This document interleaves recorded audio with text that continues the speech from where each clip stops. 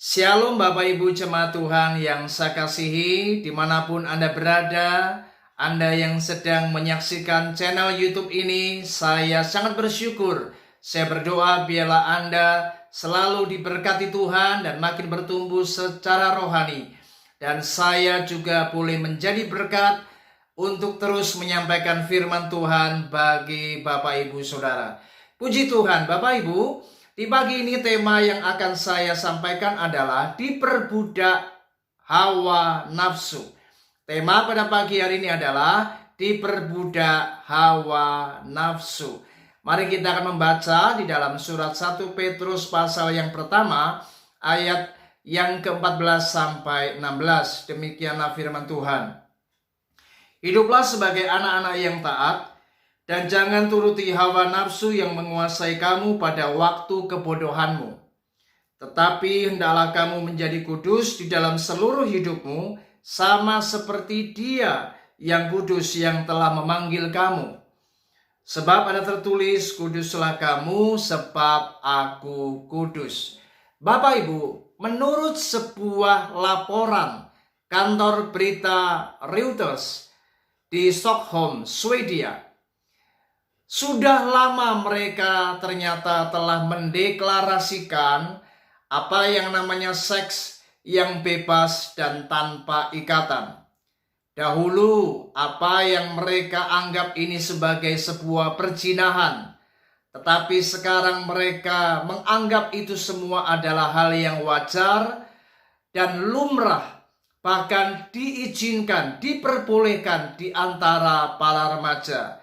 Itu sebabnya dalam laporan tersebut tidaklah heran, maka dijumpai hanya 5% wanita dan 2% pria yang melangsungkan pernikahan yang kudus. Artinya mereka benar-benar perawan dan mereka benar-benar pejaka. Saudara, betapa sangat menyedihkan kalau kita melihat kenyataan yang ada.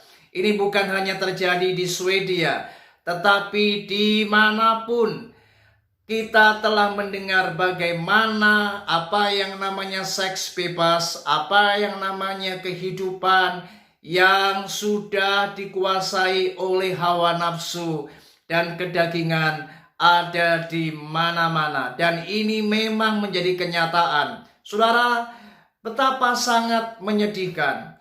Padahal kalau kita membaca di dalam firman Tuhan yang baru saja kita dengar, Tuhan memberikan sebuah himbauan. Bagaimana dikatakan hiduplah sebagai anak-anak yang taat. Artinya Tuhan mau kita menjadi anak-anak Tuhan yang hidup dalam ketaatan.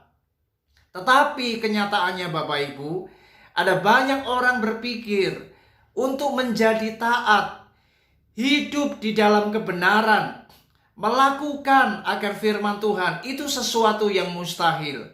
Bagi mereka, melakukan apa yang menjadi kehendak Tuhan, hidup dalam ketaatan adalah sebuah bentuk kerugian yang besar. Karena mereka berpikir, apakah aku dengan hidup taat, aku hidup kudus, aku hidup benar, apakah itu menjamin apa yang namanya kebahagiaan?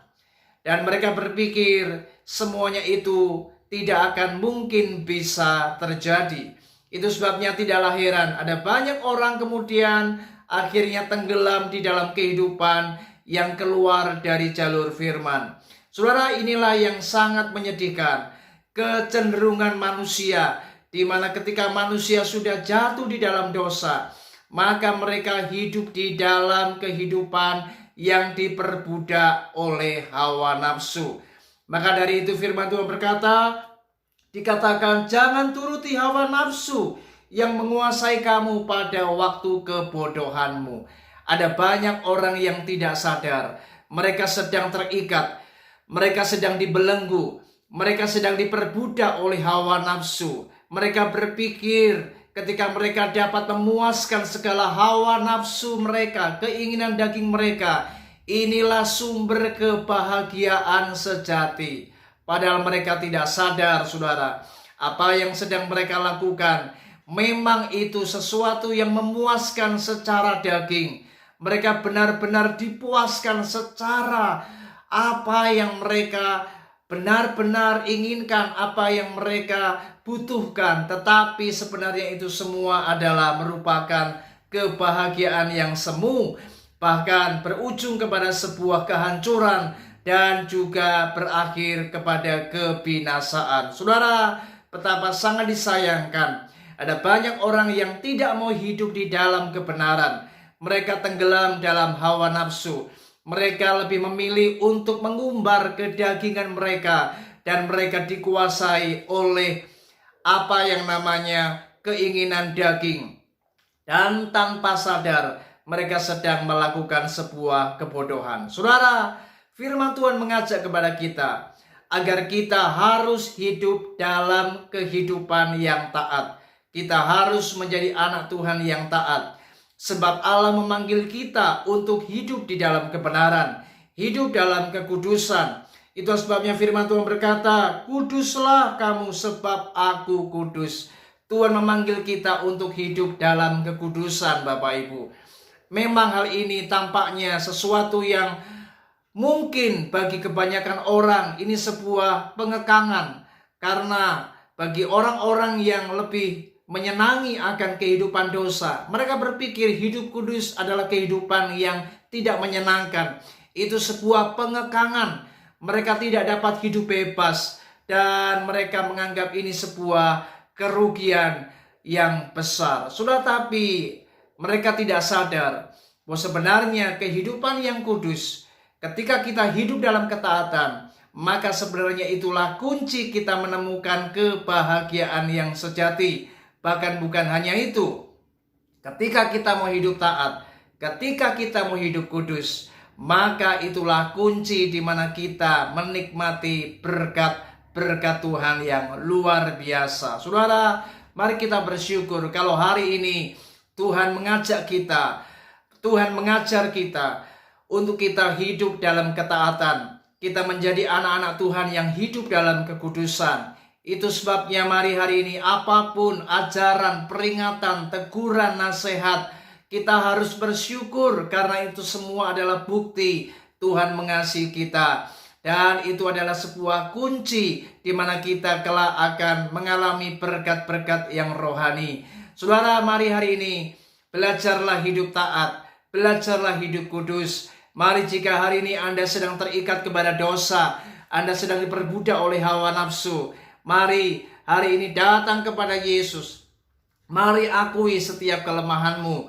Mari datang kepada Dia dan minta pengampunan. Saya percaya pada pagi hari ini Tuhan akan memberikan kemerdekaan yang sejati.